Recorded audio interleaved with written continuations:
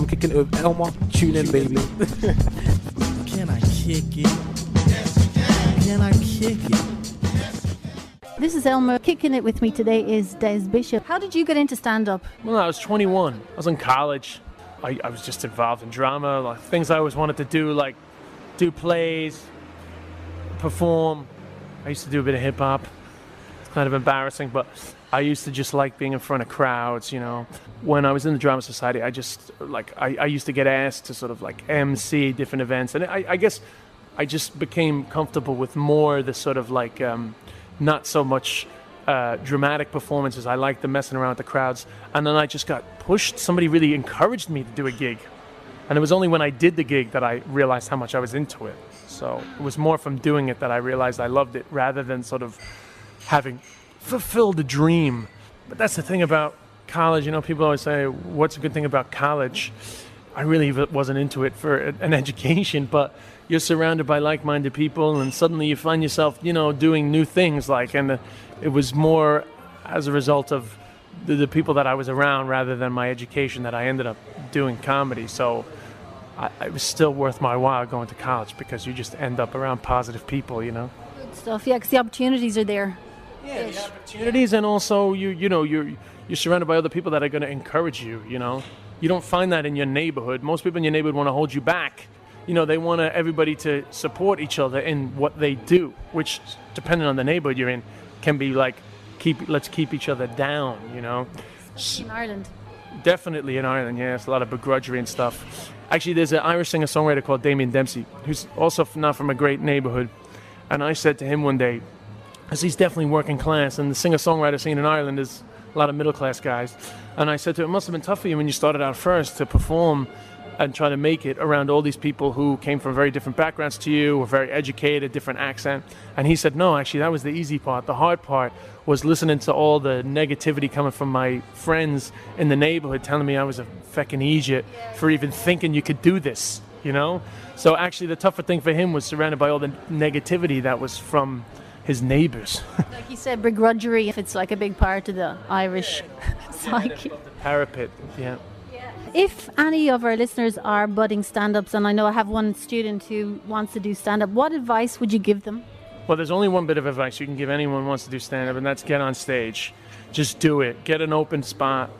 Especially, to be honest, I mean, if you're dealing with a lot of black kids in Brixton, there is a dearth, like a serious lack of black English stand-up. Like, it's really popular in New York. Like, there's loads, and a lot of it is good, like urban humor, stuff that's quite dark, you know. There is a lack of it, in my opinion, in London, you know, particularly a lack of it in the traditional stand-up clubs. They tend to be overly white and pretty middle class, and in my opinion, sometimes quite stuck up.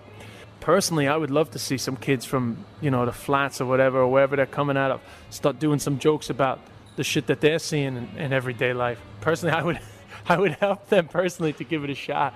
Being a huge hip-hop fan and everything, like, we could do it a bit more of that. They have their own things that they're into. So I think that's a massive black hole in comedy of those issues, you know? You know, like, you look at the top American stand-ups, man, like, heavily laden with black dudes, you know? Eddie Murphy, Richard Pryor, Chris Rock, Dave Chappelle. Those are four of my favorite comics, and that's just 3 generations I just banged out there. 3 generations of stand-ups, 4 of the best are black dudes. Finally, you're a hip-hop fan, and you've done a version of Jump Around by House of Pain in the Irish language. Are you planning any more rapping, and could you give us a few bars? You put me under pressure. I know. No, I used to do a lot of stuff in my act, you know, like rap and stuff. But I mean, I've kind of moved on just because I'm 35, and I'm just not as comfortable, like, with the way that it makes you move. I recently got involved in a tribute actually to a kid from Ballymun. We used one of his songs in that Joy Hood, but he died. He had a heart condition. I did a bilingual rap for that. I have to try to remember the rap, but it's in 2 languages. It's a mixture of Irish and English. I think I remember it. It's something like Tammy go suwas agus a teach the nuwas le luwas mas mo meeltachto ma ducha sionis trauma tiva mo Ballymun Lavern in the cock masha is come a lumsa tiv. See, I can't remember it exactly, but Anyway, that's a bit of it. That's a That's bit of good, it. thank you. There's actually a bit of English in it, which was just about to come, but I can't really remember it, you know. This is something you wrote, or I wrote that myself, but it was about Danny. he was a rapper? Yeah, he was a great rapper too. Yeah, their stuff. Urban Intelligence was his group there online. They're really good. Like, yeah. Okay, well, listen, Des, that's it. Thank you. Thanks for having me. Cheers. I'm Elma. Thanks for tuning in. Big thanks to Des Bishop. Go see him. Sincere, interesting, erudite, open, humane, and very, very, very funny guy.